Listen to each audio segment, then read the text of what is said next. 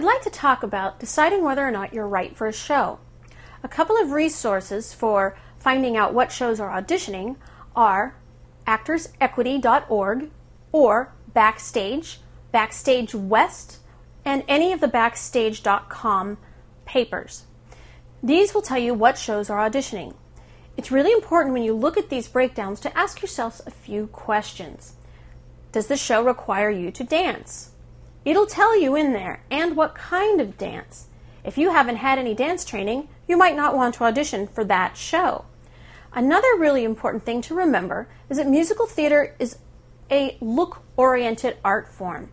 They want the representations of those characters to look a certain way. So, how does that apply to you? Well, if you look very hip and very urban, perhaps you might have a tattoo, or you look like you might hang out in a coffee bar, you might be the right type to audition for Rent.